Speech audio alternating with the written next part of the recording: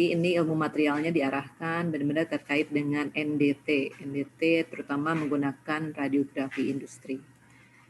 Nah, manfaat dari materi ini adalah nanti memudahkan interpretasi film hasil radiografi, terutama dalam hal mengidentifikasi tipe atau lokasi diskontinuitas. Jadi nanti diskontinuitas itu ada tipenya ya, dan ada lokasinya di mana gitu. Jadi kalau di bahan itu lokasi ada di sebelah mana. Nah, ini biasanya dengan pengetahuan material ini Anda bisa terbantu ya untuk interpretasi. Dalam hal ini mungkin lingkupnya dibatasi dulu dengan lingkup interpretasi film ya. Jadi radiografinya belum radiografi yang direct atau radiografi yang lebih modern ya. Nah, tujuan pembelajaran ini, jadi setelah mempelajari materi ini, Anda mampu menjelaskan prinsip dasar pemrosesan logam dan diskontinuitas yang terkait. Kemudian tujuan yang khususnya, ya tujuan atau namanya outcome khususnya, nanti paling tidak bisa menyebutkan 3 sifat mekanik logam, kemudian dapat menjelaskan perbedaan diskontinuitas dan defect, kemudian bisa menjelaskan 2 proses fabrikasi dan pengerjaan logam, bisa menjelaskan diskontinuitas yang mungkin terjadi pada proses casting, forging, dan welding. Kemudian dapat menjelaskan pengaruh diskontinuitas terhadap unjuk kerja material. Jadi material itu nanti ada unjuk kerjanya. Nah, kalian bisa mengkaitkan yang terkait dengan adanya diskontinuitas dengan unjuk kerjanya. Kemudian nanti menyebutkan diskontinuitas yang mungkin terjadi pada komponen pada saat pemakaian. Itu nanti harapannya yang terkait spesifik ya. Nah, nanti outline-nya ada beberapa tahap nih. Jadi ada satu pendahuluan, kemudian ada material logam dan diskontinuitasnya, kemudian ada proses metalurgi dan diskontinuitas, kemudian ada diskontinuitas pada saat pemakaian. Nah, kita masuk dulu ke material logam dan diskontinuitas. Nah, ada logam ya. Jadi kita mengenal ada logam murni atau logam paduan. Nah, biasanya kalau logam itu di bumi ya, abundance di bumi ini, yang dunia yang tempat kita tinggali, ada sekitar 2/3 unsur. Jadi dari 2/3 unsur yang ada di dunia ini, itu adalah logam. Nah, kemudian ada juga logam-logam yang telah ditambah dengan unsur-unsur lain, sering disebut dengan paduan logam. Nah, biasanya tujuan membuat paduan logam, ada yang tahu tujuan membuat paduan logam biasanya untuk apa ya kira-kira? Jadi ada logam murni, kemudian biar lebih kuat, Bu. Ya, jadi sifat logamnya lebih berbeda, harapannya lebih baik gitu ya. Sifat logamnya harapannya lebih baik. Jadi di sini ada mengubah sifat-sifat logam pokok sehingga memiliki sifat sesuai dengan keperluan dan penggunaannya. Contoh nih, baja itu kan logam dasarnya apa kalau baja itu kira-kira? Besi, Bu. Besi ya. Nah, kemudian ditambah apa? Ditambah karbon. Kemudian ada stainless steel ya, baja tahan karat. Ada tetap besinya, ada nikel, ditambah krom, ditambah karbon. Ya, itu kayaknya kalian udah waktu SMA udah dapat ya. Nah, kita lihat juga yang bagian-bagian depan ini saya bacakan ininya secara lebih cepat. Kemudian nanti ketika mulai ke lebih yang spesifik itu saya mulai perlahan-lahan biar Anda agak paham. Nah, sifat logam itu ada 2 pada prinsipnya ya. Ada sifat yang tidak peka struktur.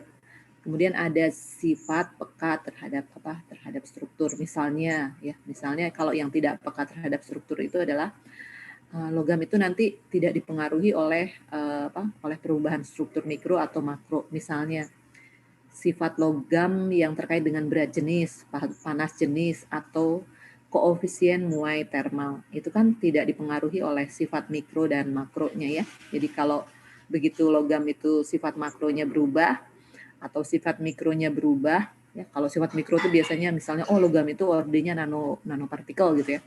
Nah itu berat jenisnya tetap biasanya sama, panas jenisnya tetap sama, koefisiennya tetap sama. Logam itu ordenya mikro-mikro gitu ya, mikro. Nah tetap nanti berat jenis, panas jenis, koefisien muai termalnya akan sama.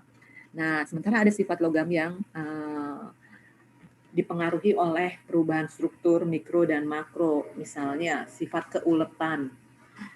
Anda tahu bedanya sifat keuletan dengan ketangguhan dan kekerasan? Kalau dalam suatu logam kira-kira apa ya keuletan tuh? Ulet tuh. Keuletan tuh kayaknya nggak mudah patah gitu ya, Bu? Kalau di bentuk, Bu. Ya oke. Jadi ulet itu artinya lentur ya, lentur. Kalau tangguh kira-kira apa? Tahan dari tekanan-tekanan gitu, Bu. Ya, tangguh seperti itu, bagus. Kalau keras apa keras? Kalau keras gimana? Kokoh. Ya, keras tuh gini, misalnya kalau logam kan bisa dipotong oleh misalnya gelas yang kuarsa yang bentuknya seperti apa ya? Seperti diamond gitu ya. Ada pisau diamond gitu ya. Nah, itu kan berarti logam dengan diamond lebih keras. Diamond kan ada pisau dari berlian atau pisau apa gitu ya untuk memotong logam. Nah berarti logam itu kalah kerasnya dibandingkan dengan berlian ya. Itu cukup jelas kira-kira ya gitu-gitu. Iya, Bu. Seperti itu. Kemudian ada yang terkait dengan sifat mekaniknya. Nah, perilaku elastisitas dan plastisitas suatu logam bila dikenai gaya, ya, bila dikenai gaya. Jadi logam bila dikenai gaya, maka ada sifat elastisitas dan plastisitasnya. Nah, ini biasanya digunakan untuk apa nanti? Untuk konstruksi dari bahan-bahan logam tersebut, ya. Misalnya kekuatan, kemampuan bentuk, kekakuan, ketangguhan. Tadi kan kalau saya tanya ketangguhan tuh kira-kira nih toughness ini. Ketahanan, bahasa Inggrisnya durability, kekuatan strength, mampu bentuk formability, kekakuan rigidity gitu ya. Oke, sampai sini yang itu bagian depan-depan tadi cukup jelas ya. Ada yang ingin ditanyakan? Oke, sekarang kita lanjut ke diskontinuitas dengan defect. Nah, ini butuh pengertian yang agak detail sehingga saya jelaskannya secara perlahan ya. Jadi diskontinuitas itu bahasa Indonesianya yang disebut ketidaksinambungan fisik ya atau sifat dari suatu bahan. Ini tidak dipengaruhi oleh unjuk kerjanya. Kemudian kalau defect, ketidaksinambungan sifat dan fisik yang diperkirakan dapat mempengaruhi unjuk kerja. Jadi diskontinuitas ini ketidaksinambungan fisik dan sifat dari suatu bahan yang tidak mempengaruhi unjuk kerja. Jadi kalau bahan tersebut atau material tersebut ada diskontinuitas, walaupun misalnya ada diskontinuitas itu tetap bisa digunakan unjuk kerja itu artinya nanti kalau bahan besi tersebut atau logam tersebut jadi bahan untuk penahan bahan dasar untuk jembatan ya gitu. Nah, itu kalau ada diskontinuitasnya belum tentu unjuk kerjanya itu dipengaruhi oleh diskontinuitas. Tapi kalau bahan dari untuk misalnya untuk penahan atau bahan-bahan ya pokoknya sering digunakan untuk jembatan yang cukup besar, kemudian di situ banyak defeknya, nah itu biasanya unjuk kerjanya dapat dipengaruhi. Nah, hal yang perlu diperhatikan di sini ya, di sini bagian sini. Jadi diskontinuitas itu tidak selalu merupakan defek, sedangkan defek hampir selalu merupakan diskontinuitas ya. Jadi kayaknya kita udah sepakat aja defect itu pasti diskontinuitas. Sementara diskontinuitas belum tentu itu merupakan defect. Sampai sini bisa cukup dimengerti? Bisa cukup dimengerti? Bisa, Bu. Bisa, Ya, Bu. oke ya. Oke ya. Jadi diskontinuitas, kita lihat lagi apa itu diskontinuitas. Sebentar saya rekam dulu aja ya ininya biar apa kalau kalian ada yang apa, ada yang berpartisipasi saya bisa ingat.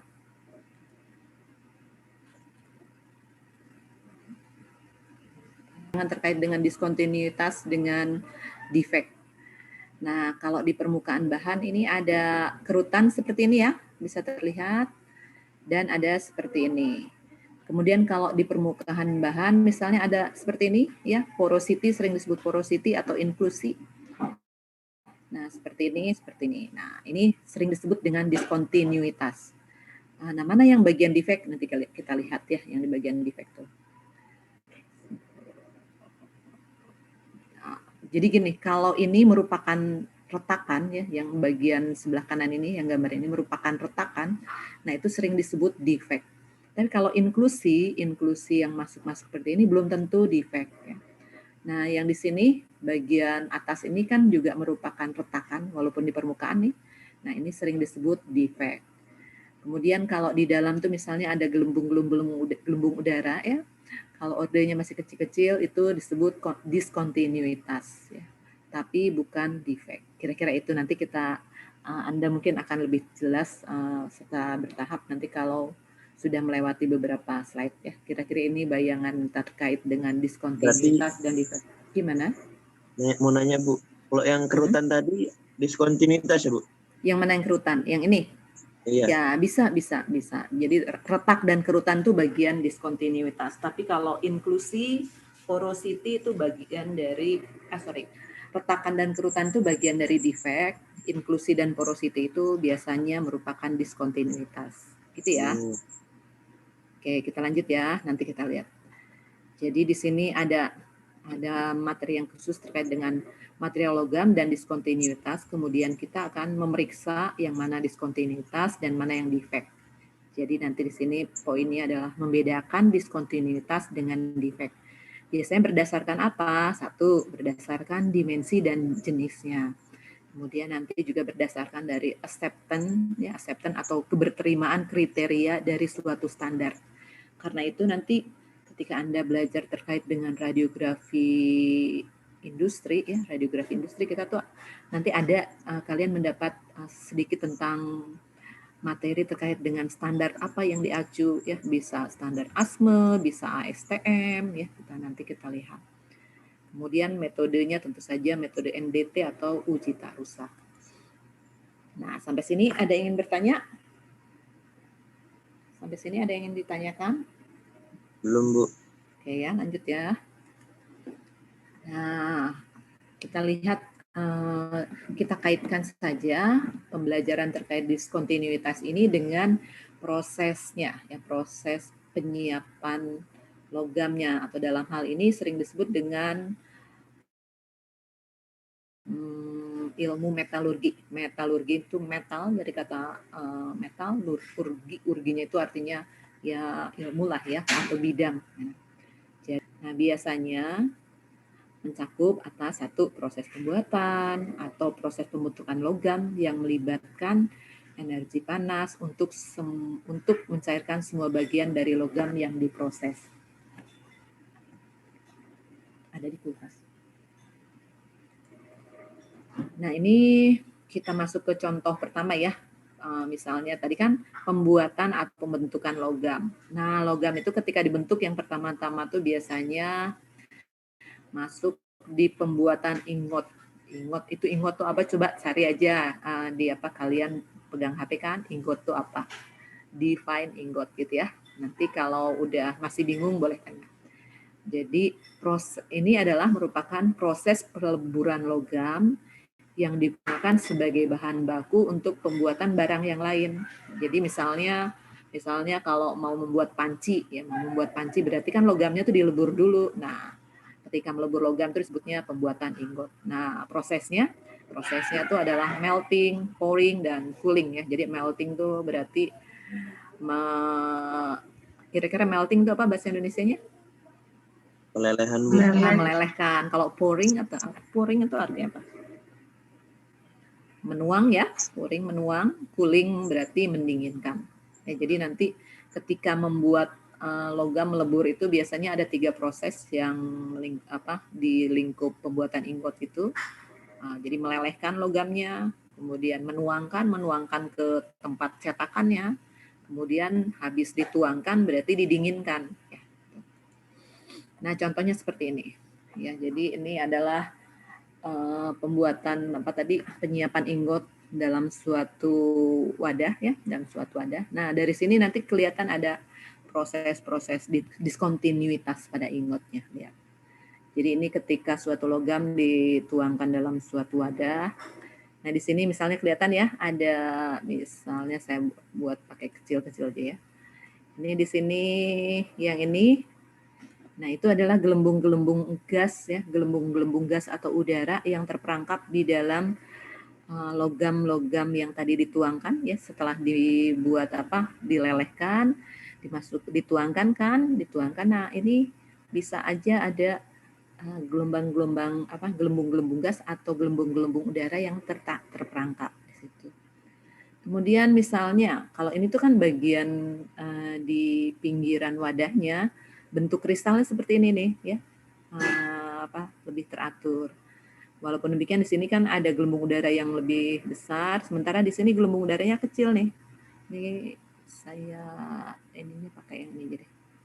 Yang ini gelembung udaranya lebih kecil nih di daerah sini ya. Nah karena gelembung udaranya lebih kecil sering disebut dengan porositas gas. Ya. Jadi bentuk lubangnya halus, yang terbuat lubangnya halus biasanya berbentuk bulat akibat gas yang melepas selama proses solidifikasi. Selama solidifikasi itu artinya selama pemadatan. Kemudian yang tadi saya ceritakan di pinggir-pinggir ini sering disebut dengan kristal chillnya. Kemudian yang di sini kristal kolom ya. Kemudian yang kristal di sini di bagian tengah nih ya, bagian tengah ini adalah kristal sumbu yang kasar.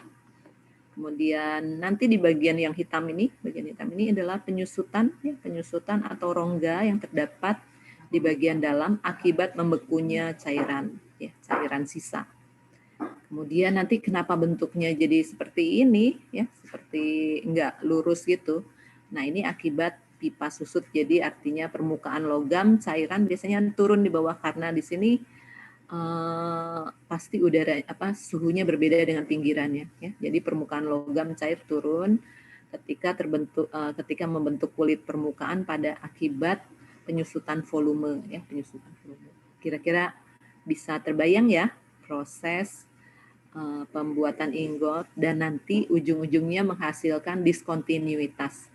Nah, di sini sudah terlihat mana diskontinuitasnya, ya ini gelembung gasnya atau porositasnya, atau di sini nanti ada penyusutan ya. Kira-kira itu paling tidak ada 3 jenis diskontinuitas. Sampai sini cukup jelas? Sampai sini cukup jelas kah? Bisa diterima kah? Halo. Bu, saya mau nanya Bu. Ya silahkan. Siapa Pak? Ya Bu.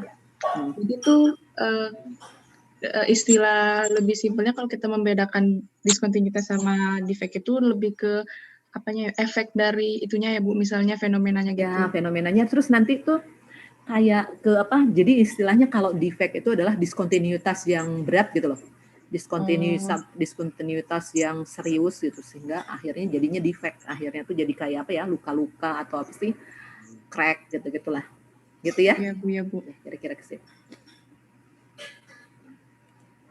Kita lanjut ya sampai sini ya.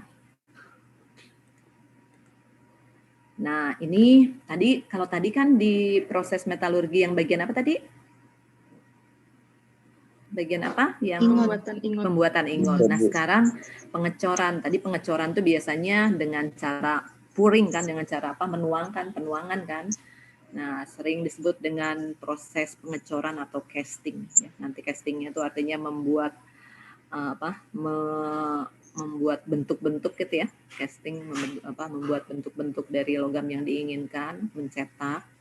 Kalau mengecor ya artinya sebetulnya menuangkan gitu ya. Jadi menuangkan kemudian untuk membuat bentuk-bentuk logam tertentu. Logamnya nanti bentuknya padatan. Misalnya Ini bentuknya bloom, yang ini bentuknya slab, ya, yang ini rolled, ya, rolled intro katanya.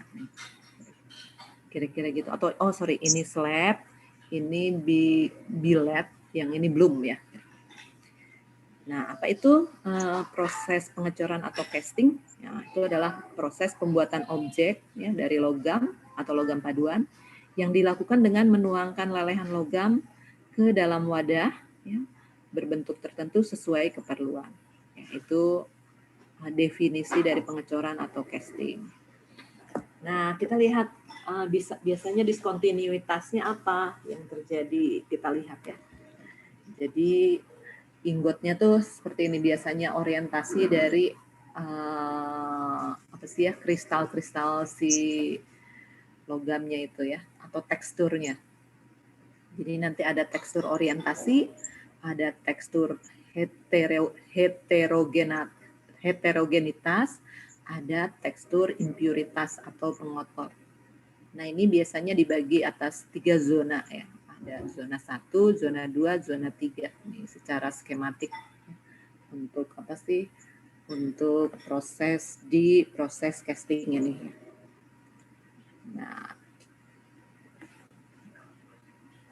jadi diskontinuitas pada proses casting itu berarti ada 3, yang satu terkait dengan orientasinya. Kalau Anda lihat ya, ini orientasinya lebih apa? Lebih apa ya? Seperti kalau lawannya vertikal itu apa? Horizontal gitu ya, mendatar ya, horizontal atau lateral gitu ya. Kemudian ini orientasinya ya ke atas tapi lebih lurus. Kemudian kita lihat nih teksturnya. Kalau yang ini kan putih kan, ini ada yang hitamnya ya, berarti tekstur heterogenitasnya. Dan ada apa? Artinya ada pengotornya. Nah, ini juga sama di bagian sini ada hitam-hitamnya. Ya, jadi ini terkait diskontinuitas ketika casting ya. Nah, inggotnya itu bisa terkait dengan orientasinya, heterogenitasnya, dan impuritasnya. Kalau heterogen tuh misalnya yang besar ini bercampur dengan yang kecil.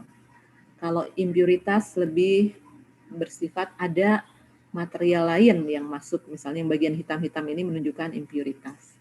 Kira-kira gitu ya. Nah, itu bentuk dari diskontinuitas saat pengecoran atau casting.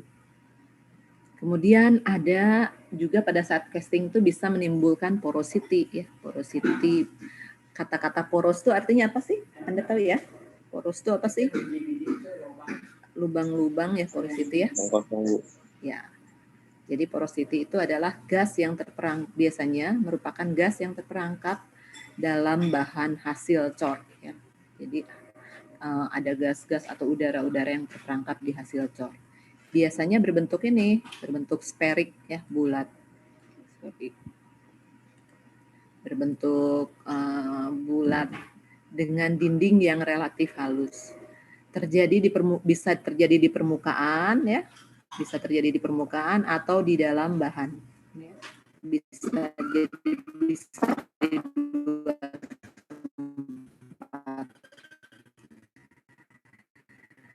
bentuk yang bersifat memanjang. Nah, sering disebut dengan elongated ya, elongated cavities ya. Nah, kemudian ada yang bentuknya membulat atau rounded shape ya. Jadi poros itu bisa berbentuk yang memanjang, bisa bentuk yang bulat. Kita lihat lagi ya. Nah, gambarnya kira-kira seperti ini. Pada saat pengecoran itu porositasnya kalau dilihat di fotonya kira-kira seperti ini ya. Ini yang di permukaan nih ya. Jadi ada yang membulat tapi ada juga yang memanjang ini ya. Ini memanjang gitu ya. Kira-kira itu bisa diterima atau bisa dimengerti? Bisa, Bu. Bisa dipahami, oke ya. Jadi ini kan bukan perhitungan bukan ini perhitungan tapi kayak kita mempelajari sifat karakter ya. Karakter dari test piece nantinya tuh sering disebut ketika Anda belajar terkait dengan radiografi. Oh, ini loh test piece-nya, material yang akan diujinya ya, atau sampelnya. Ya. Ada diskontinuitasnya seperti ini. Lalu kita akan mendalami kira-kira diskontinuitasnya kenapa ya? Misalnya, oh kalau bentuknya porus, ya porus itu kita lihat misalnya porusnya misalnya bentuknya bulat-bulat, nanti bisa ada, oh ini kira-kira terjadi ketika proses penyiapan di misalnya ketika kan tadi ada yang casting, yang ini tadi barusan peristiwa apa, proses apa yang kedua? Casting, Bu. Ada casting, yang kedua apa nih? Pengecoran ya, pengecoran ya, apa? Pengecoran ya, ya gitu. Jadi porosity bisa terjadi pada saat pengecoran bahan ya atau metal. Sorry, kita lanjut. Nah, jadi tadi ada diskontinuitasnya. Yang pertama tadi apa? Bentuk yang ingotnya yang ingot. Ya, jadi ketidaksempurnaannya bisa orientasinya, heterogenitasnya, dan dengan apa sih impuritasnya. Kedua apa tadi? Porosity. Porosity itu bisa ada bentuknya apa saja tadi? Diulang lagi. Spheric sama dia lonjong. Ya, sama lonjong. Nah, sekarang ada yang disebut dengan blowholes dan piping ya. Sebetulnya ini sama blowhole ini dengan porosity. Bedanya apa? Bedanya kalau porosity-nya besar ya, besar. Nah, kita sebutnya dengan hole, lubang ya. Jadi istilahnya blowhole atau piping. Nah, jadi istilahnya porosity yang mempunyai relatif dimensi yang relatif besar ya. Apabila terjadi di bagian tengah dan mempunyai bentuk jarum, sering disebut piping. Jadi ini yang bagian ketiga ini blowhole dan piping tuh bagian yang sebetulnya merupakan porosity juga. Hanya bedanya apa tadi? Yang hole tuh bedanya apa? Relatif besar. Ya, relatif besar dimensinya. Yang piping itu kalau terjadi di tengah dan bentuknya seperti jarum ya. Seperti jarum, dan kalau seperti jarum kan cenderung memanjang ya. Gitu ya. Oke, kita lanjut. Nah, gambarnya kira-kira ini blowhole nih. Ya, jadi lubang-lubang yang bentuknya besar. Bentuknya besar. Ini blowhole. Nah, kalau piping kita lihat ya, mungkin ini piping ya, atau nanti lihat gambar yang lain.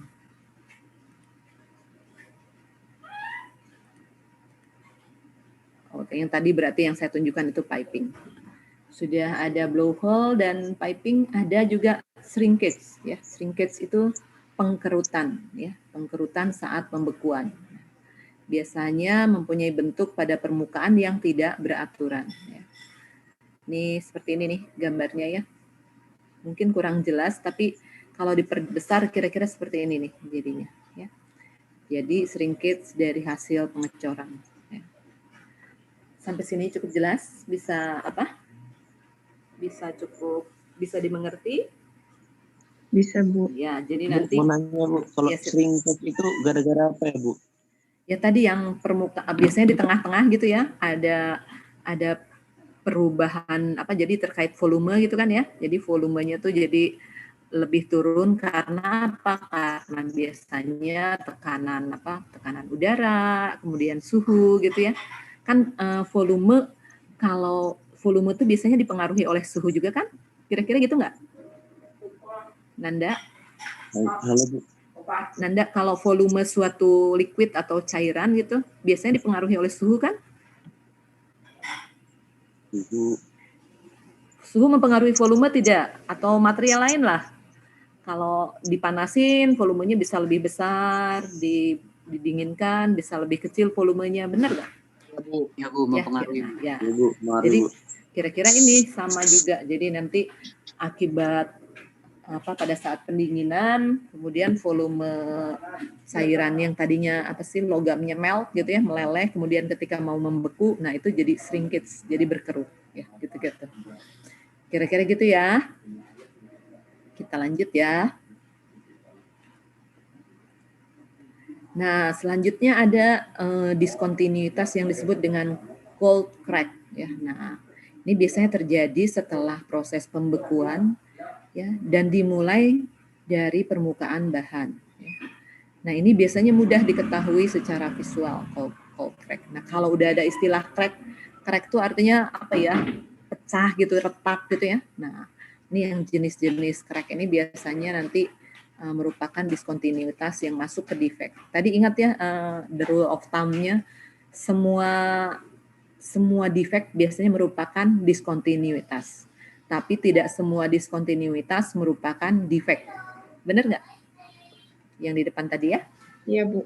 Ya gitu. Jadi kita pakai kita memegang the rule of thumb-nya itu seperti itu. Nah, sekarang kita lihat penampakannya. Penampakan cold crack itu biasanya merupakan garis lurus maupun lengkungan yang terputus, yang cukup jelas dan berwarna gelap.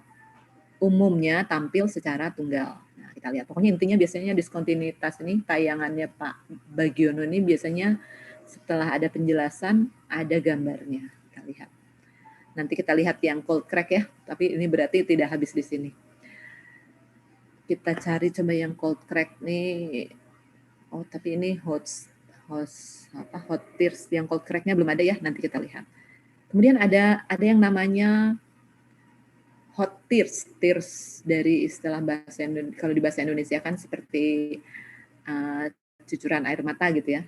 Nah, tapi akibat dari tadi ada reaksi panas yang berubah menjadi dingin karena kan tadinya melting, kemudian dicor, kemudian mulai si logam tersebut membeku atau mendingin. Nah, ini mirip dengan cold crack ya. Ini retak terjadi ya. Jadi retaknya terjadi sebelum selesainya proses pembekuan.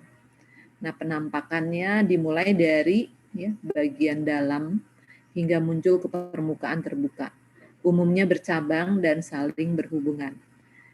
Nah, sifat cold crack dengan hot tears mudah menjalar. Nah, tadi seperti saya ceritakan di sini, ini merupakan cacat yang Cacat yang serius ya. Jadi kalau udah istilahnya cacat, udah pasti masuk ke kelompok defect ya.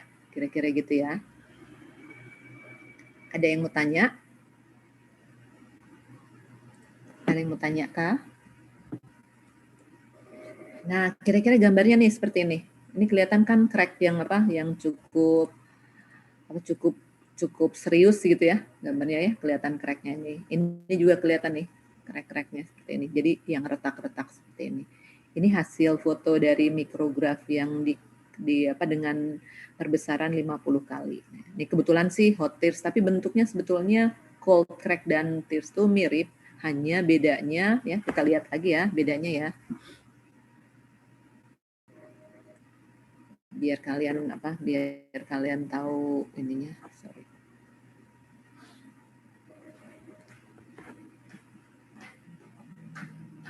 Sebentar ya.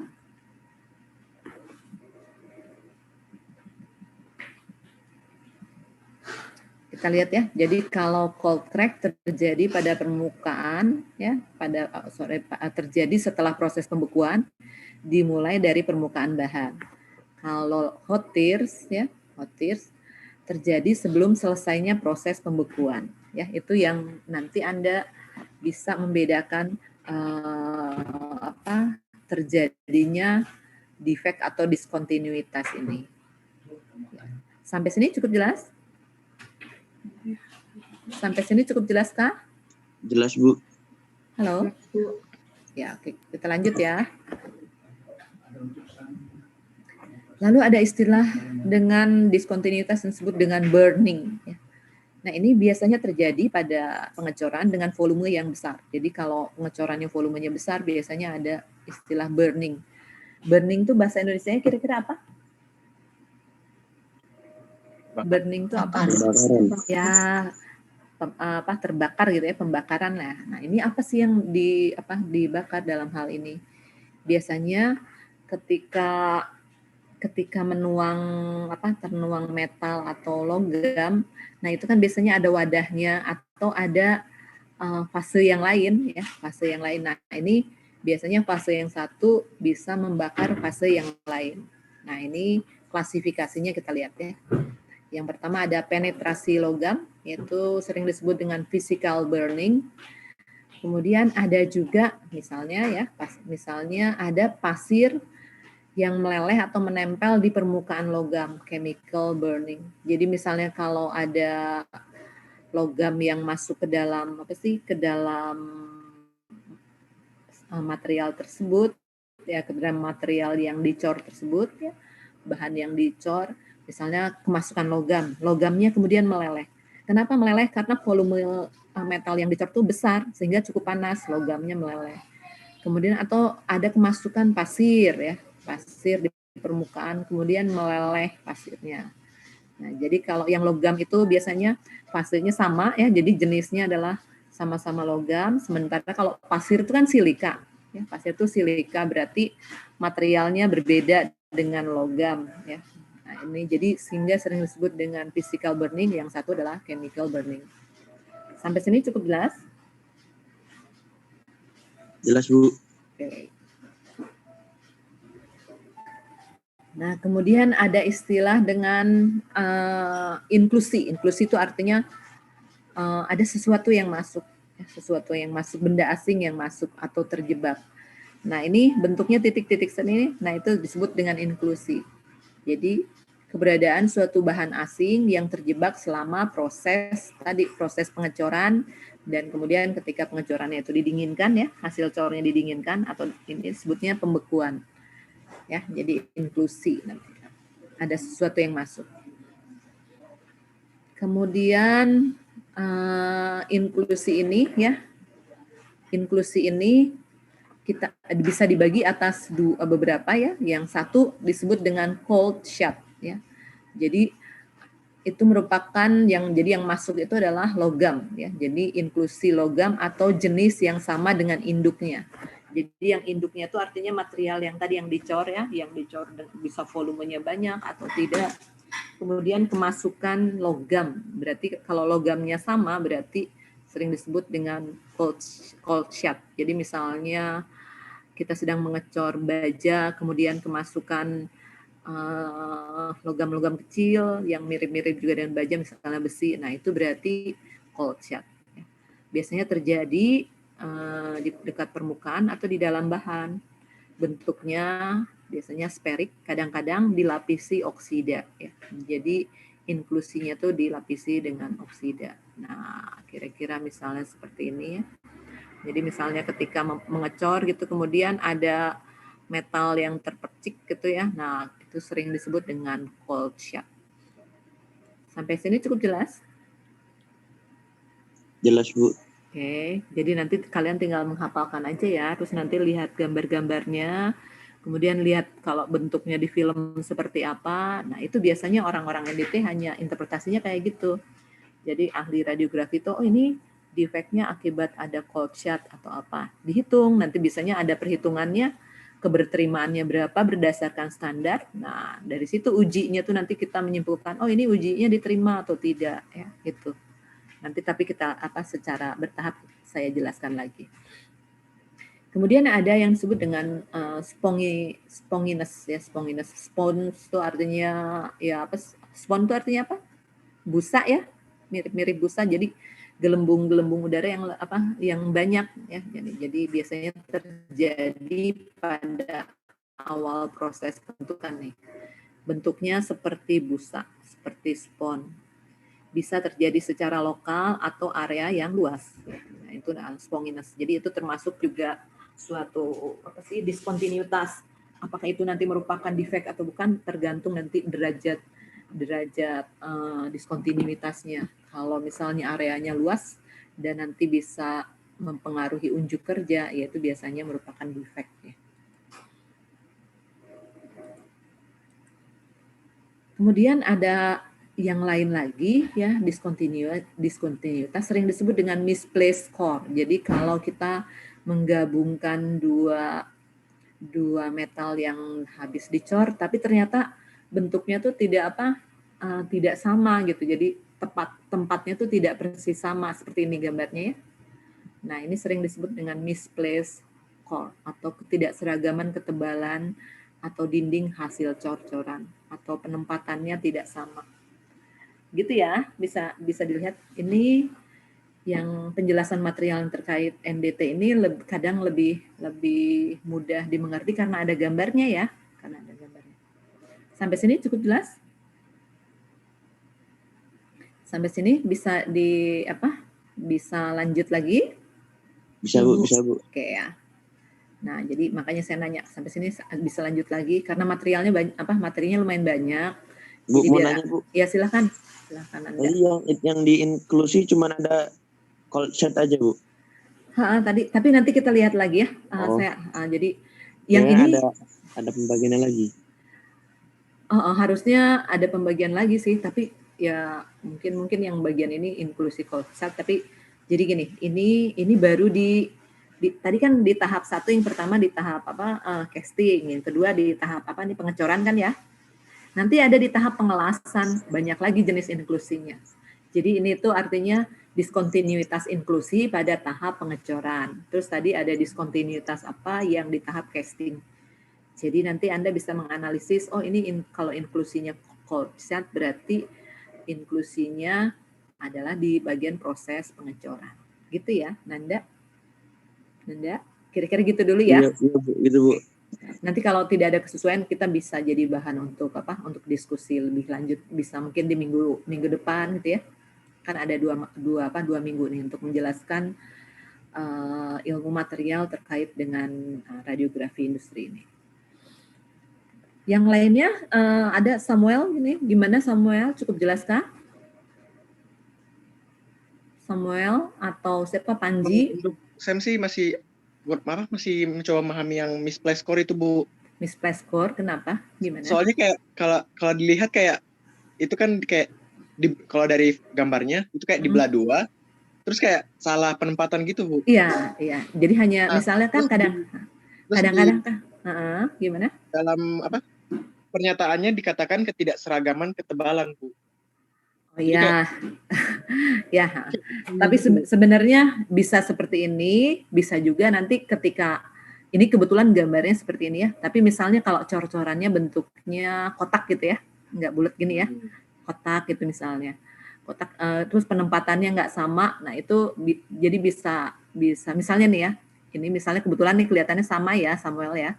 Tapi misalnya kalau ininya yang dicornya bentuknya kotak, kemudian ukurannya tidak sama, nah itu sering disebut dengan ketebalannya tidak sama. Artinya ini sebenarnya bukan hanya masalah ketebalan, tapi ketidakseragaman ketebalan dinding hasil coran. Atau inilah udah kata istilahnya mungkin yang ini ya, definisinya kurang tepat, kita sebut aja udah misplaced core. Kalau misplaced core yang ini Samuel bisa mengerti kalau kata-katanya plus ya gitu ya. Ya udah ininya nanti dianggap saja ini kan kadang-kadang ini terjemahan yang menulis tayangannya atau orang bahasa Indonesia, tapi kira-kira gitu.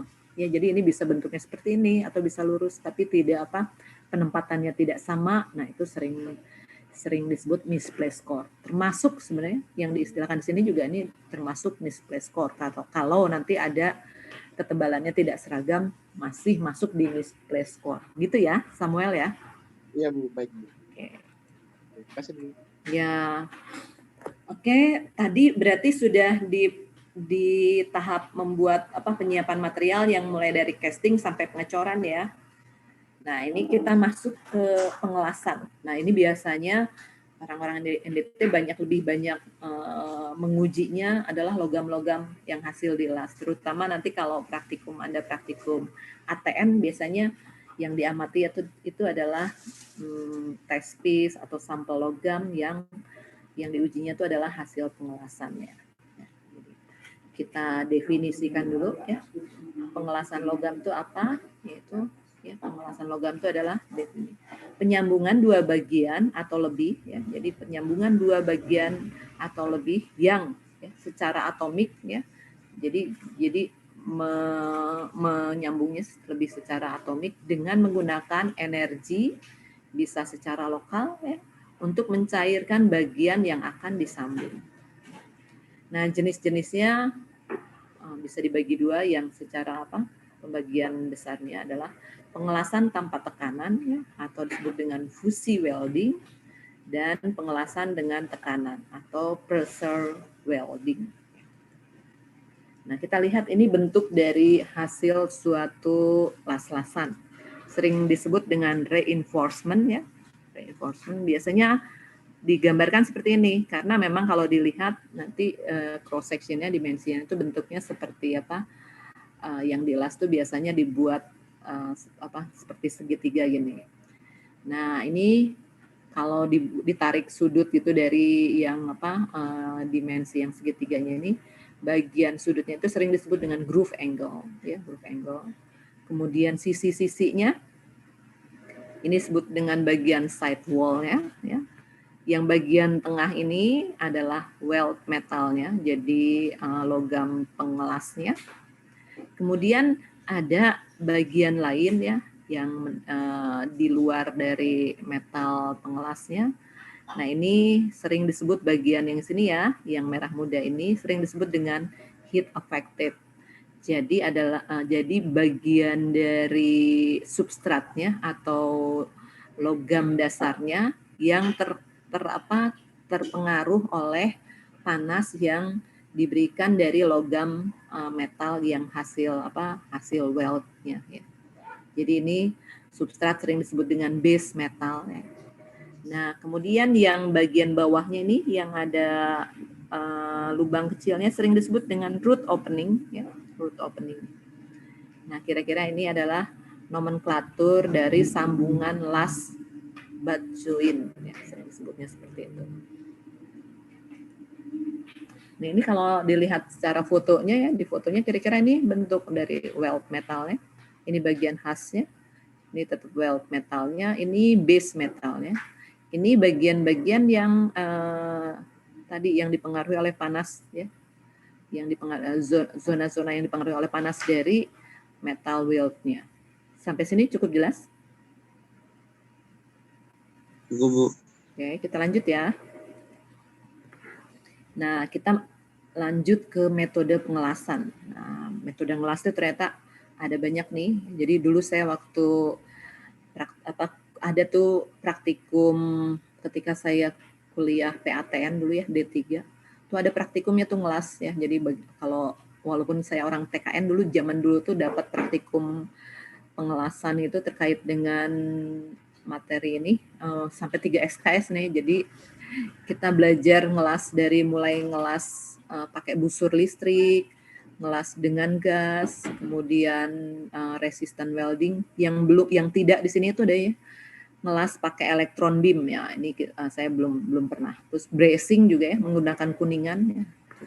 Jadi zaman-zaman dulu tuh kita walaupun TKN diajarin sampai ngelas. Kalau yang sekarang nggak ada kurikulumnya.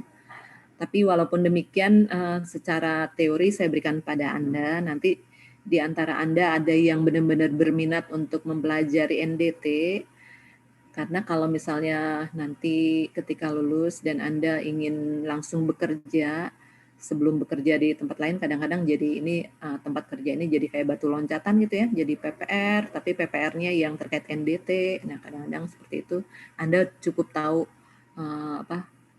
metode-metode terkait NDT ini.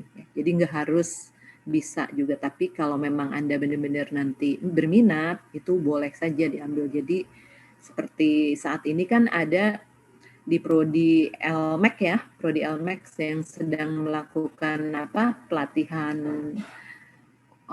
operator radiografi. Nah itu sebenarnya kalian kalau tertarik, ada yang benar-benar berminat ingin mengambil itu diperbolehkan ya, diperbolehkan. Tapi memang yang semester ini sudah lewat ya. By the way, kalau mungkin suatu saat ada Anda yang berminat, boleh. Seperti kalian kenal ya Kak Surya ya? Mas Surya kenal kan ya? Kenal Bu, PKN 15. Nah itu akhirnya yaitu bergelut di bidang radiografi akhirnya.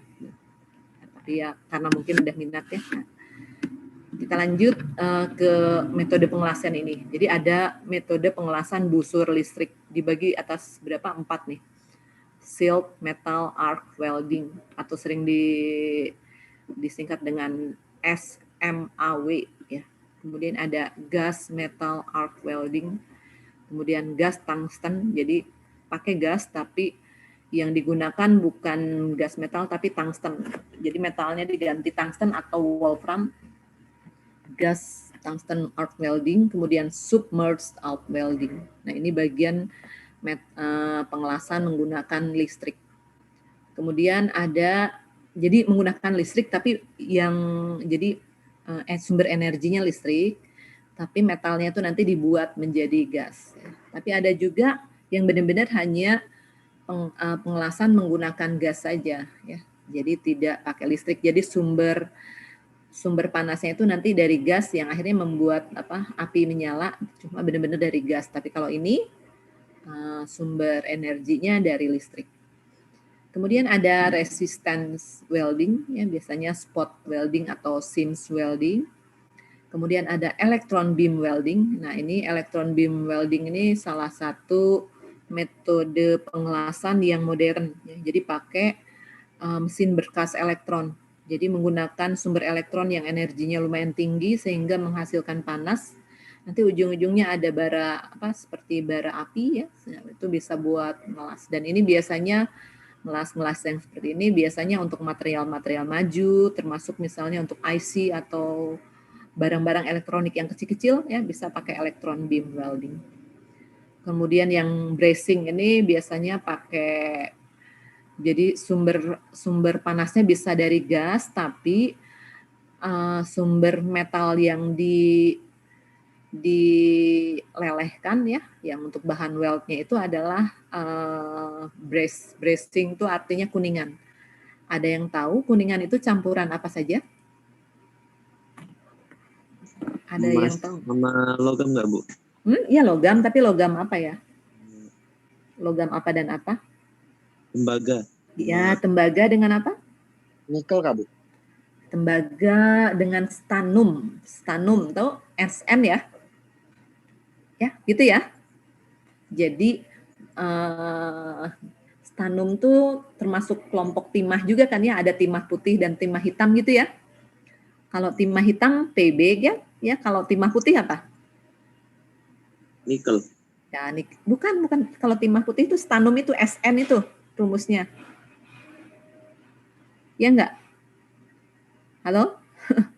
Yang ada di Pulau Bangka itu sering disebutnya kelompok timah putih, ya. Itu sampai sini cukup jelas? Gas, Bu. Oke, kita lanjut ya. Nah, ini salah satu gambaran terkait dengan sealed metal arc welding, ya. Ini kalau Anda lihat, ini orangnya pakai apa? Pakai shielding seperti ini, ya. Kemudian ini bentuk logam yang logam yang dicairkan di sini, ya, nanti untuk reinforcement-nya. Ini logam yang dilasnya, ini teraknya, ini busur apinya, ya. Kemudian ada kawatnya, ini flux pembungkusnya, dan bagian sini elektroda, kemudian ini energi listriknya, ya. Kira-kira gambarannya seperti ini. Lalu kalau yang gas metal arc welding seperti ini, ya. Ya, jadi nanti kalau ini dilihat diamati sendiri ya. Jadi saya lewatkan sekilas saja. Kemudian ini kalau pakai tungsten ya. Kalau pakai tungsten tuh biasanya lebih energi listriknya lebih besar ya. Tungsten tuh wolfram ya. Kemudian ini yang submerged arc welding ini. Nah, kira-kira sampai situ cukup jelas kan ya? Kalau pengelasan bawah laut tuh pakai apa sih, Bu? Berarti, Bu? Tergantung pakai apa. Jadi bisa, saya sendiri kebetulan nggak ini, tapi tergantung yang biasa digunakan pakai apa. Jadi yang mudah dibawa, misalnya kalau mau bawa tungstennya tuh mudah dibawa pakai, kayak kalau masuk di bawah laut itu kayak bawa tabung gas oksigen atau apa gitu ya gitu. Nah, bisa saja yang paling modern itu adalah kita biasanya mengandalkan electron beam welding. Jadi kalau perusahaannya cukup ternama, punya modal yang lumayan besar, ya udah paling gampang tuh electron beam karena biasanya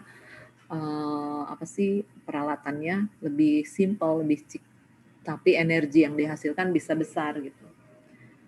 Kalau di bawah laut kira-kira membawa energinya bagaimana? Ya pakai bermain dengan bawa genset ya, bawa genset yang nanti bisa menghasilkan energi listrik dengan baik.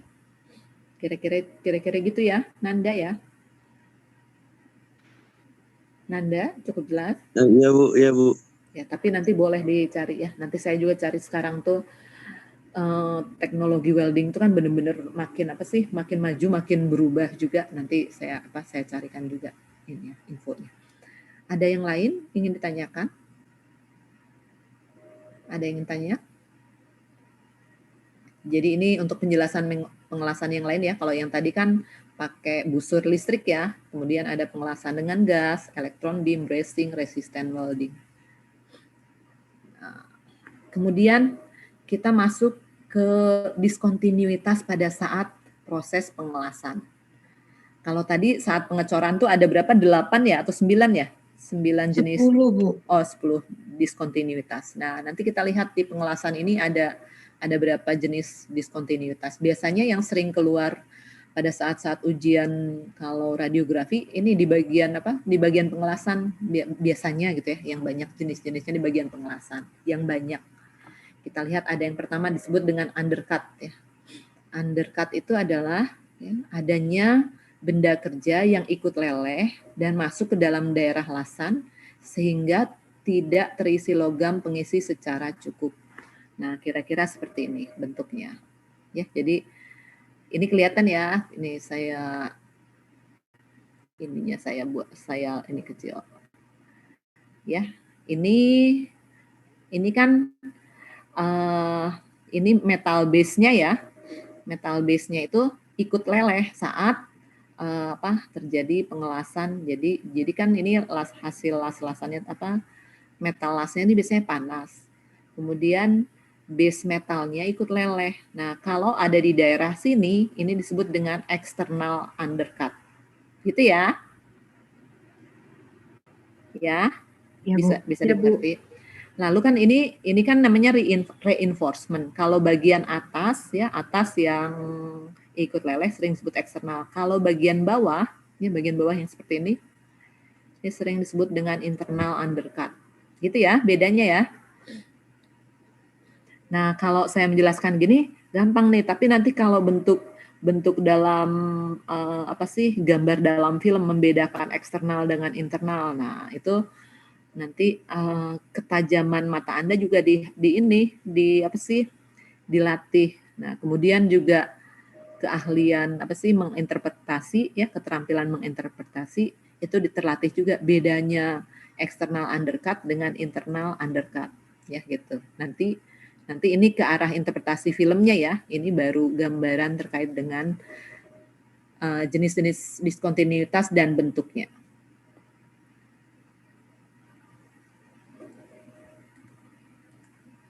Nah, kalau dilihat kira-kira seperti ini. Jadi kalau ada suatu bahan yang dilas, kemudian dilasnya bagian tengahnya ini bagian base metalnya, dan ini bagian metal lasnya ya, ini yang lengkungnya itu disebut reinforcement. Kemudian di sebelah reinforcement ini ada kayak lekukan ya, Nah, ini disebut tadi apa? Namanya apa? Undercut. Ya, tapi apa undercut yang gimana? External undercut. Oke, jadi jangan ketinggalan, berarti ini disebutnya eksternal. Sorry nih gambarnya ya. Ini eksternal undercut. Kita lanjut lagi. Kemudian ada istilah spatter ya, spatter. Spatter adalah percikan las yang menempel pada logam induk. Jadi logam base-nya ya pada saat mengelas. Jadi biasanya ketika mengelas itu kan ada percikan-percikan apa gitu ya. Karena kan ada percikan api gitu. Nah, ketika percikan-percikan api itu misalnya membuat ada benda-benda yang nempel di logam induk atau base logamnya, nah itu sering disebut spatter. Nanti kalau diperhatikan di dalam film, itu bentuknya seperti inklusi atau bisa juga seperti porosity, ya gitu. Jadi kita tuh nanti ketika menginterpretasi filmnya tuh kita bisa harus membedakan misalnya antara porosity dengan spatter, atau misalnya inklusi dengan spatter, kira-kira seperti itu. Nah, kalau tadi ada istilah external undercut, nah sekarang external concavity atau lack of reinforcement ya. Jadi external concavity atau lack of reinforcement. Jadi sama dengan istilahnya reinforcement yang kurang. Kan kalau reinforcement tuh biasanya reinforcement suatu pengelasan tuh bentuknya cembung gitu ya, nggak cekung seperti ini ya, bentuknya seperti cembung gitu. Nah karena tidak cembung maka disebut dengan external concavity. Jadi atau istilahnya ini ngelasnya kurang nih ya, jadi metal yang dilaskan kurang, disebutnya boleh juga lack of reinforcement. Sampai sini cukup jelas? Bisa dimengerti sampai sini? Bisa, Bu. Ya, jadi ada berapa yang sudah disebutkan terkait dengan diskontinuitas tapi di tahap pengelasan. Apa saja tadi? Ada undercut, spatter, sama yang external concavity yang ini. Ya, jadi ada undercut dengan apa? Ada pertama-tama ada sebentar. Ada yang undercutnya ada berapa jenis? Eksternal dan ya eksternal dan internal ya. Terus spatter, kemudian apa lagi? Kemudian apa? External concavity. Ya, external concavity. Nah, concavity ini jangan dibilang concavity saja, tapi external concavity. Karena nanti ada yang kayaknya ada internal concavity. Nah, kita lihat gambarnya seperti ini nih. Kalau hasil las-lasannya reinforcement-nya tuh kurang ya, cuma terlalu sedikit. Nah, ini bentuknya seperti ini. Ya, gitu ya. Nah, tadi saya udah bilang ada external concavity, ada juga internal concavity. Nah, coba bedanya apa dengan external concavity kalau Anda lihat dari gambarnya? Yang di bagian bawahnya itu, Bu. Ya, di bagian bawahnya yang kurang ya. Iya, Bu. Ya, yang reinforcement-nya kurang, pokoknya di bawahnya tuh kurang. Jadi artinya ketika mengelas ini jadi belum sampai masuk ke bawah udah hasil las-lasannya itu sudah mendingin. Jadi dia belum masuk nih sampai bawah. Masuknya juga nggak boleh kebanyakan, harus tepat gitu ya. Lurus gini sebetulnya. Nah, ini disebut dengan internal concavity atau gap bagian bawah tidak terisi dengan sempurna. Nah, kira-kira gambarnya seperti ini nih, internal concavity itu kalau di bagian bawah. Seperti itu ya.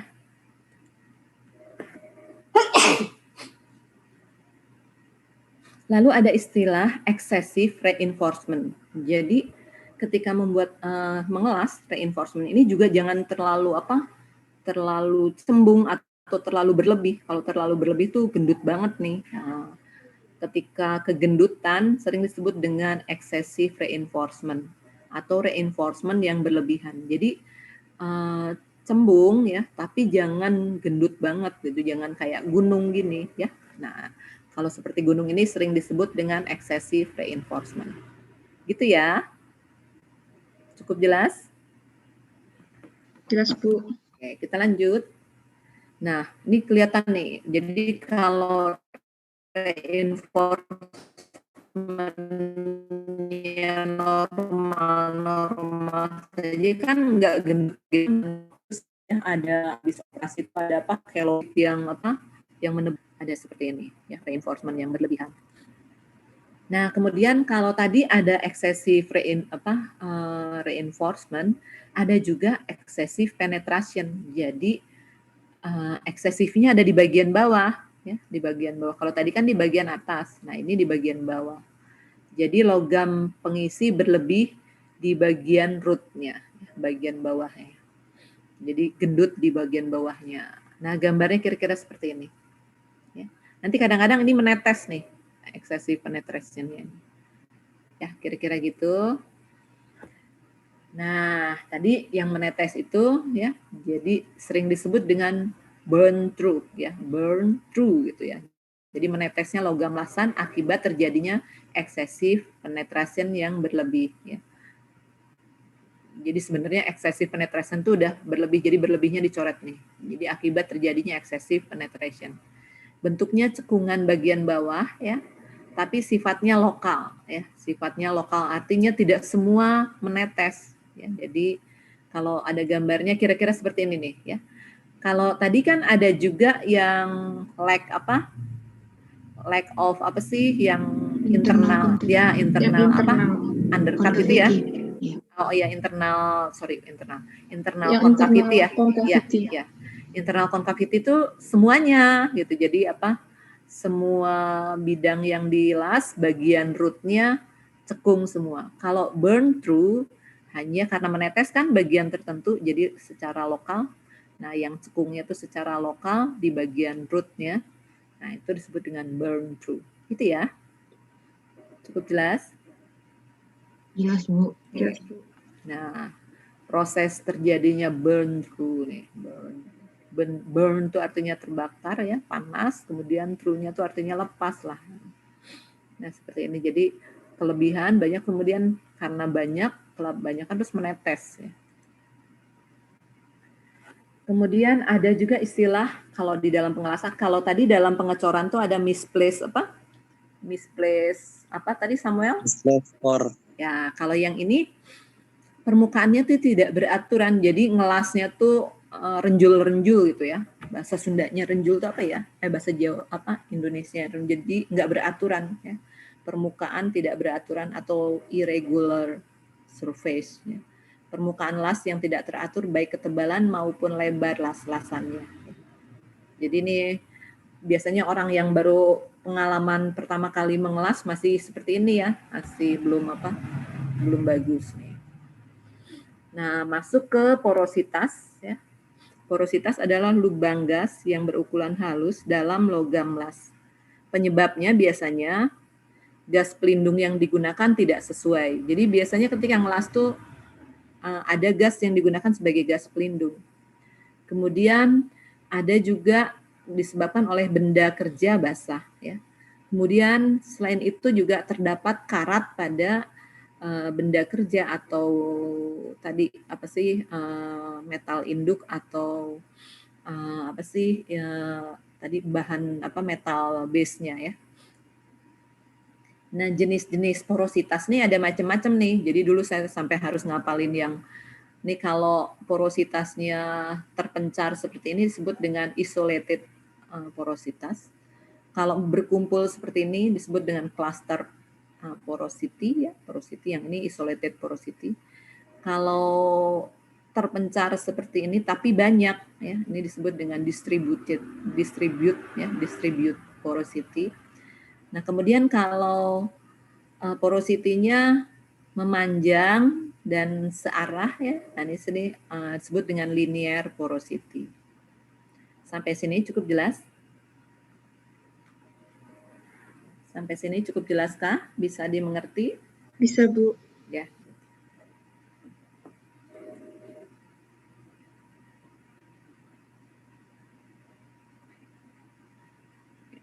Nah, ada juga yang disebut dengan incomplete penetration. Jadi bagian bawah tidak terisi logam las secara sempurna. Nah, bentuknya seperti ini ya, incomplete penetration. Terus, nah ada juga ketidaksenambungan yang disebut dengan crack atau retak. Ya. Crack atau retak ini bisa ada dua macam, ya, yang bentuknya vertikal sering disebut dengan longitudinal crack. Ya. Arahnya biasanya arah cracknya sepanjang lasan, ya. Terus kalau yang bentuknya apa sih cenderung horizontal sering disebut dengan transversal crack ya. Arah crack melintang las-lasan. Ya, kira-kira cukup jelas ya. Kalau crack tuh kelihatannya kecil gini ya, kelihatan kecil tapi bisa memberi efek yang bahaya. Sampai sini cukup jelas? Bu, mau nanya ya, Bu. Silakan. Bedanya incomplete penetration sama yang internal concavity itu kayaknya ya mirip ya, tapi nanti ada bedanya. Ya, nanti kita pelajari ketika dalam kasus-kasus membaca film ya, gitu ya. Ini diterima dulu ya. Pertanyaannya bagus ya, pertanyaannya bagus. Nanti membedakannya satu dari gambaran filmnya, kedua nanti juga dipelajari prosesnya. Tadi kira-kira kenapa ya bedanya, ya gitu ya. Bisa tiba-tiba misalnya ketika ngelas gitu belum turun sampai ke bawah udah mendingin, atau misalnya bisa kurang gitu ya. Bisa kurang. Jadi misalnya kalau kita lihat ya, kalau istilah incomplete artinya apa tuh? Kurang, atau misalnya tiba-tiba ketika mau masuk gitu ya, terus udah dingin las-lasannya. Gimana bedanya, yang mana? Gimana Nanda? Ya nanti kita bahas ya Nanda ya. Nah ini kelihatan ya, ini dalam bentuk cross section atau bagannya. Nah ini contoh gambarnya. Ini yang bentuk crack longitudinal nih, ya seperti ini. Yang ini crack yang transversal, ya gitu ya. Kemudian ada juga istilahnya dengan lack of fusion, ya, daerah sambungan yang tidak turut mencair sehingga antara bahan dasar dan logam las tidak terpadu. Ya, jadi di daerah sini lack of fusion itu seperti ini. Jadi karena kayaknya nih panasnya kurang nih, ya panasnya tuh tidak tepat gitu istilahnya ya. Jadi ada daerah sambungan yang tidak turut mencair sehingga ada bahan dasar ya dan logam las yang tidak terpadu. Kan harapannya kalau mengelas itu logam dasar dengan logam lasnya itu terpadu gitu ya. Jadi bisa nyambung gitu.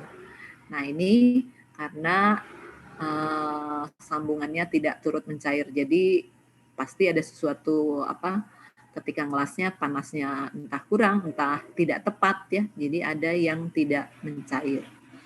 Kira-kira gitu. Jadi bagian las-las sambungan lasnya itu, jadi kan ada metal yang pengelasnya. Harusnya kan semuanya mencair, tapi ada yang masih memadat gitu ya. Jadi si sambungan antara base metal dengan bahan lasnya itu tidak nyambung sempurna. Sampai sini cukup jelas. Jadi biasanya gambarnya seperti ini karena memang metal pengelasnya tidak mencair. Ada yang tidak mencair gitu, bukan semuanya tidak mencair. Gitu, cukup jelas? Cukup jelas kah? Ya, Bu. Oke ya, lanjut ya. Ternyata udah jam 9 kurang ya, bener ya? Padahal baru cerita gini. Tapi by the way kita punya dua minggu ya cerita tentang material ini. Nah, kira-kira nih bentuknya, gambar-gambarnya ya tentang lack of fusion nih ya. Seperti ini. Tapi mungkin nanti Anda bisa nyari, nah bisa juga seperti ini, bisa nyari di YouTube atau di internet ya terkait dengan lack of fusion nih. Karena NDT ini benar-benar sangat sering digunakan di dalam industri. Biasanya di YouTube atau di Google gitu tuh banyak cerita tentang tentang bentuk-bentuk diskontinuitas. Jadi nanti Anda bisa mencari bentuk-bentuknya. Kadang-kadang ini juga jadi tugas dari saya, kira-kira gitu. Sorry.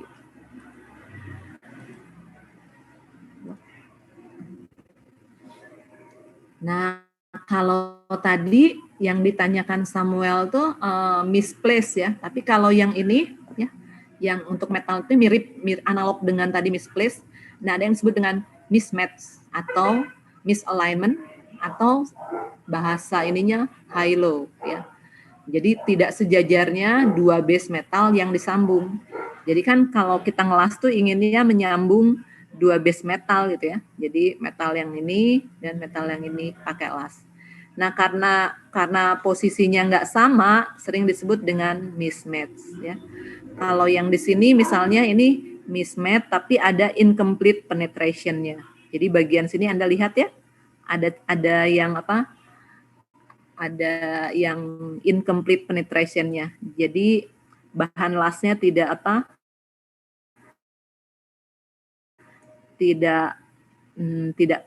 complete gitu ya, tidak lengkap. Nah, jadi ada yang kayak cekung sedikit gitu ya, bukan cekung ya, pokoknya ada rongga sedikit ya. Sampai sini cukup jelas. Jadi lihat ininya yang base metalnya tidak sejajar dengan base metal yang lain. Sampai sini cukup jelas kah? Cukup, Bu. Bu, misalnya base metalnya emang harus bentuknya miring gitu ya, Bu? Bentuknya miring maksudnya gimana? Yang apa? Ini kan bentuknya kayak mana ya? Kalau mau ngasih mana ya? Nggak apa-apa, santai aja nanya ya. Kira-kira. Pakai bentuknya harus gini kah, Bu? Ini punya saya Ya. kelihatan ya? Ini ya. Harus kayak gini kah? Nggak bisa ini dua gini terus Bisa, dilas? cuma kan ini bentuknya kebetulan kan ini di bentuknya bentuknya ya transversal gitu. Bisa bentuknya seperti ini bisa. Ya, jadi nanti macam-macam. Tapi kan ini Ya, Bu. kita ngelihat reinforcement-nya tuh seperti ini. Jadi ya dilihatnya dari sisi seperti ini. Bisa aja nanti berdirikan gitu kan maksud Nanda gitu ya? Ya, tapi kan Iya, Bu. coba berhenti kalau ngelasnya berdiri kan kayaknya lebih susah ya. Kayak ngelas plat, soalnya kan kalau ngelihat orang-orang ngelas-las Heeh. di dekat rumah tuh ngelasnya besi-besi plat-plat gitu, Bu. Terus cenderung biasanya ditidurkan seperti ini kan? Ya, cenderung Iya, ditidurkan seperti ini. Makanya digambarnya seperti ini. Tapi sebetulnya nanti ketika digunakan mau bentuknya berdiri atau apa nggak apa-apa. Gitu ya, Nanda ya. Nah, saya kira ada penyesuaian khusus dulu, harus dikikir dulu, Oh, harus miring. kalau gitu, dikikir nggak ya, Bu? nanti ada syaratnya, memang ada syarat harus dikikir. Kalau orang-orang mekanik biar rata gitu-gitu ada. Terus nah, ini penempatan gini-gini juga kayak estetika mengelas saja, tapi ini biasanya nggak memberi efek terkait dengan crack atau diskontinuitas yang ini hanya nggak cakep aja gitu ya. Kalau dua base metal dilas tapi bentuknya melengse gini ya. Bahasa Jawanya mengsle gitu ya. Nah, tapi kalau ada yang seperti ini, nah ini juga nambah nih diskontinuitasnya dari yang mismatch tadi, ditambah ada incomplete penetration-nya tadi. Gitu ya, Nanda ya. Bisa dimengerti? Ya. Ya, Bu. Kita lanjut ya. Sedikit. Nah, ini kelihatan nih. Jadi seperti ini kan. Jadi nggak cakep gitu kalau misalnya ada dua metal dilas tapi bentuknya nggak pas seperti ini ya. Itu ya. Nah, yang kalau incomplete nih kelihatan banget nih ya, seperti ini. Sampai sini cukup jelas. Nah, ada yang belum tadi yang belum ini yang disebut dengan inklusi ya. Nah, inklusi itu adalah diskontinuitas karena di proses pengelasan. Nah, inklusi itu ada inklusi tungsten ya. Jadi inklusi tungsten tuh gini. Misalnya dalam pengelasan menggunakan tungsten ya. Jadi bisa ada percikan-percikan tungsten yang masuk ke dalam bahan las itu. Biasanya bentuknya karena tungsten ini lebih besar berat jenisnya dibandingkan bahan las ya. Biasanya digambarkannya lebih hitam ya. Gambar material tungsten atau impuritas tungsten yang masuk ke bahan las itu sering digambarkan lebih hitam. Karena apa? Tungsten BJ-nya lebih besar daripada bahan lasnya. Gitu ya. Ya, gitu. Jadi seperti itu. Ini tungsten inklusi. Kemudian ada juga yang disebut dengan slag inklusi. Jadi yang masuk itu bukan tungsten tapi misalnya ini cara ngelasnya pakai logam yang biasa. Nah, slagnya tuh ya logam, tapi anggaplah logamnya ini biasanya berat BJ-nya juga lebih berat dari bahan lasnya. Nah, sering gambarnya lebih hitam juga. Kalau dilihat mirip nih sebenarnya tungsten inklusi dengan slag inklusi. Nah, tapi ya kalau logamnya itu misalnya seperti pasir yang masuk ke dalam ini. Nah, biasanya silika itu BJ-nya kan lebih kecil daripada bahan las. Nah, biasanya digambarkannya lebih putih ya, warnanya lebih pudar dibandingkan benda las.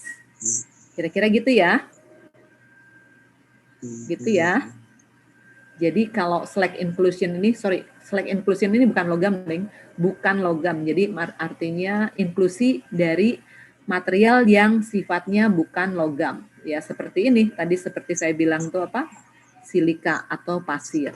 Ya. Kalau pasir kita sebutnya, kita kelompokkan di ilmu material yang NDT ini bukan logam. Kira-kira gitu ya? Bisa dimengerti? Ya, Bu. Ya. Ya, Bu.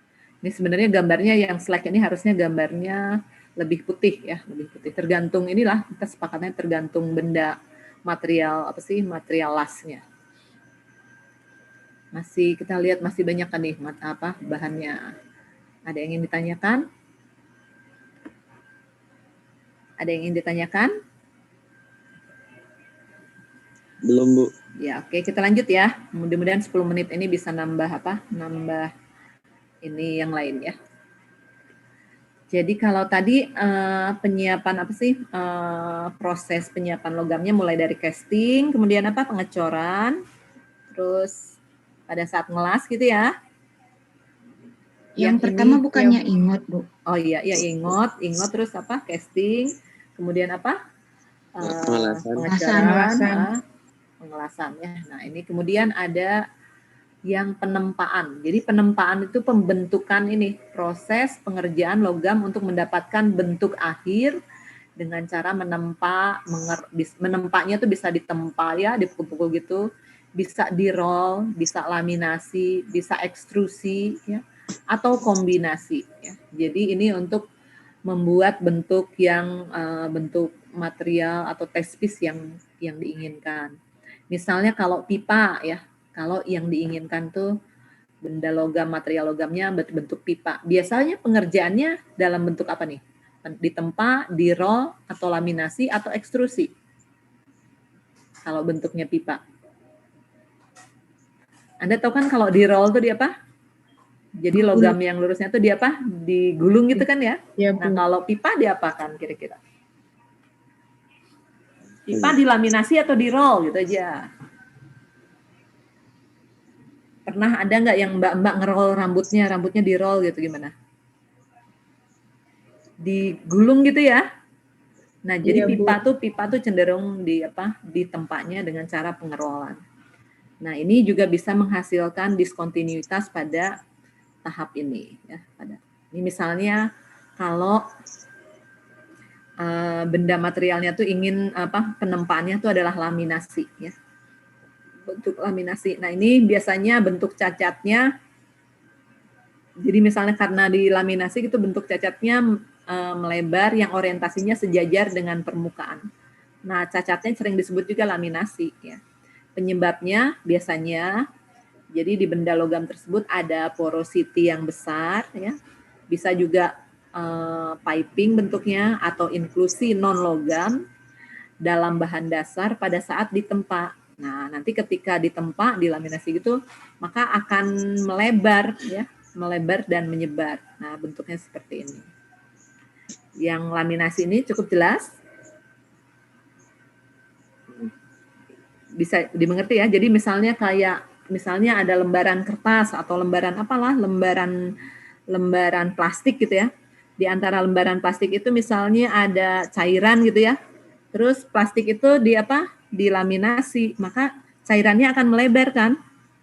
Oh. Ya, gitu ya. Iya, Bu. Gitu, bayangannya seperti ya, itu analog. Kemudian ada yang disebut dengan lapse ya, terlipatnya logam panas pada permukaan ya. Secara metalurgi tidak terikat karena adanya oksida di permukaan. Ya, disebut dengan cacat linear. Jadi ada yang terlipat lah bagian sini ya misalnya. Jadi, nah ini dihafalkannya dulu. Nanti kita cari lihat gambarnya saya coba carikan di video-videonya di YouTube ya. Itu kemudian ada yang disebut dengan SIMS ya. SIMS itu adalah cacat permukaan ya. Ini biasanya bentuknya retak ya, retak dan menjadi memanjang akibat proses pengerolan. Jadi permukaannya tadinya retak tuh. Kemudian ketika di-roll maka retaknya memanjang ya. Ya, ini merupakan ketidaksenambungan permukaan, muncul bentuknya seperti garis yang continuous atau terputus-putus ya. Nah, ini nih seperti ini. Ya, jadinya awalnya hanya retak kecil tapi jadi panjang gitu. Retaknya, crack-nya jadi panjang. Gitu. Nah, itu disebut dengan SIMS ya. Ada juga hot tears ya, jadi retak permukaan karena patahnya bahan selama forging ya, selama pembentukan, tapi bentuknya forging. Biasanya disebabkan adanya bahan lain yang mempunyai titik leleh yang rendah atau bersifat getas. Itu hot tears. Kemudian ada yang disebut dengan burst ya, burst ya. Penyebabnya adanya pipe ya, atau porosity atau segregasi atau inklusi dan lain-lain. Nah, kemudian bahannya mengandung fasa dengan titik leleh yang rendah sebagai hasil segregasi. Kemudian efek tegangan tarik memisahkan sebagian bahan secara internal. Nah, kira-kira bentuknya seperti ini ya. Atau bisa juga seperti ini ya. Nah, kemudian ada jenis crack tapi thermal ya. Penyebabnya ketidakseragaman temperatur saat forging, ya. Pemanasan pada proses forging berlangsung terlalu cepat, menimbulkan beda derajat pemuaian, kemudian menghasilkan tegangan tarik di pusat bahan. Ya. Jadi artinya Pak di sini crack yang disebabkan oleh panas ya. Jadi cracknya terjadi ketika ada pemempaan dalam bentuk forging tapi panasnya tidak seragam. Itu thermal crack. Kemudian ada stringers ya. Stringers itu adalah kalau adanya inklusi dalam bahan logam dasar ya, kemudian menjadi pipih dan memanjang karena pengerolan. Jadi kalau tadi seams tuh, kalau bedanya kalau seams itu kan tadi retak ya. Kalau ini adanya inklusi itu adanya sesuatu bahan yang masuk, kemudian di roll ya. Jadi kemudian bentuk inklusinya memanjang, nah itu disebut dengan stringers ya.